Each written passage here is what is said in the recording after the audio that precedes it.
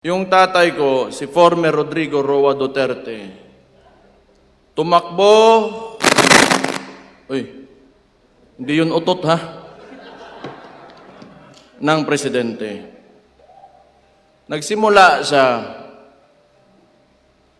may survey, 15 to 20%. Okay? Ngayon, lumabas siya sa kampanya at sinabi niya, dalawa lang ang plataforma niya.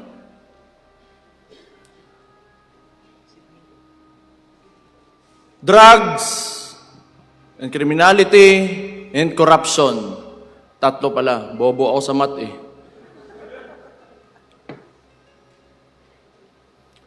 Noong panahon na naging presidente yung tatay ko, hindi ko akalain na babanggain niya talaga yang tatlong pinakamalaking problema ng Pilipinas at nailagay siya ng Pilipino kasi alam nating lahat na yan talaga ang problema ng Pilipino kaya't hindi tayo umaangat. Kaya nailagay siya ng mga Pilipino bilang Pangulo ng Pilipinas. At anong ginawa niya? Inalis niya lahat yon at kung anong sinabi niya sa entablado, talagang ginawa niya. Kaya bumaba siya ang approval rating niya. Kung hindi 90, nasa 80, hindi bababa dyan.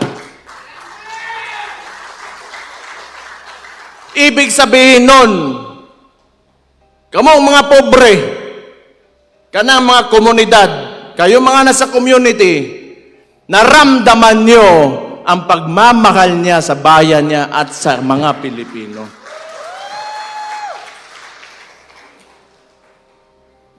Ngayon, because my father, his core is a lawyer. He doesn't want to amend the Constitution, to change the laws or whatever to extend these terms. Because he respects the Constitution. Ngayon, tatanungin ko kayo. Kung kayo pagpipiliin ng panahon na yon, kung kayo lang, hindi galing sa kanya, itutuloy nyo ba yung termino niya? Itong si Marcos.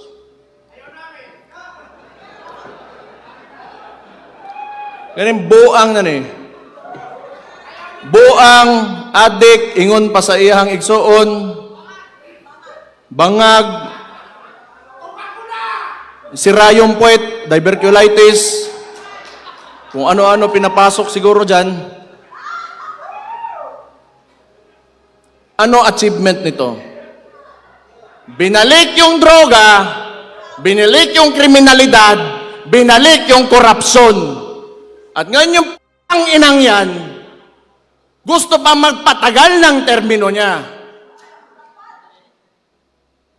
Magaling din. Sa kawalang hiyaan ang pukin yan.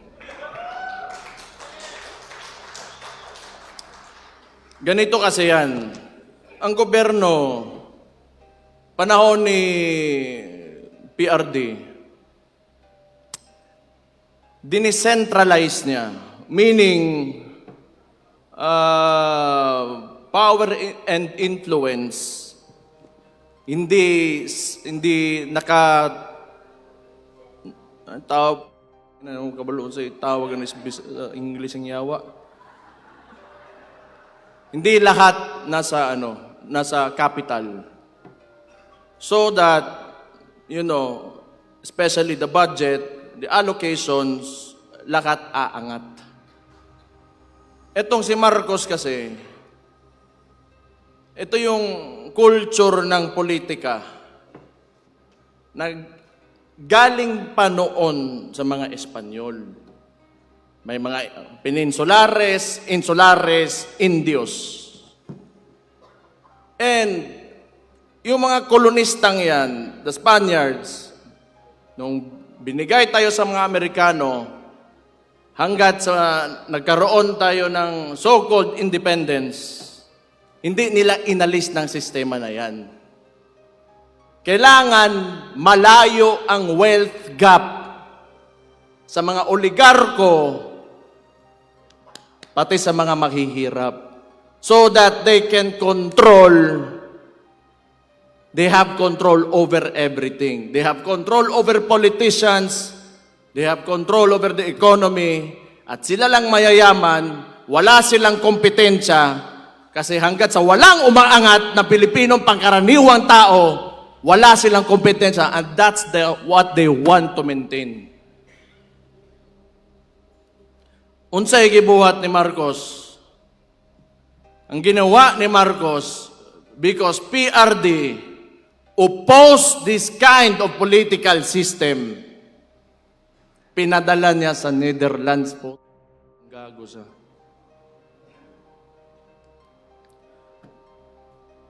Mali and Niger had a joint statement that the ICC is an instrument of neo-colonial powers on the hands of imperialism. Tanawa ninyo, ano pang bumalik dito sa Pilipinas? EDCA sites. Kung kailan yung panahon ngayon, nagkakagulo, nagmamahal yung preso doon sa Gulf area, sa Middle East. And they want to bring war here in the Philippines. Nagtatayo ng mga military bases, and there's rumors that they want to put up a military base in the Davao region. For what? Who will benefit from war?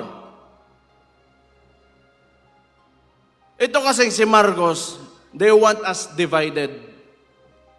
That's why, yung independence ng Mindanao, do not subscribe to that, sinasabi ko sa inyo. Lahat tayo Pilipino. Bago pa dumating yung mga dayuhan dito sa Pilipinas, Pilipino na tayong lahat. Ito, kaya sinabi ko yan, nagbanggit ako ng Amerikano, sasabihin na naman nila, pro-China kami, pro-China ako. Tatanungin ko lang kayo, yung Scarborough Shoal na yan, it is documented in a cabinet meeting. Andun si Trillanes, si Ochoa. They were questioned by Enrile during the time of Aquino. Noong panahon ni PRD, may annexation ba? May expansion ba na nangyari sa China? Wala. And yet they accuse us. No. It's because si PRD wanted an independent foreign policy. That's why he was taken to the ICC.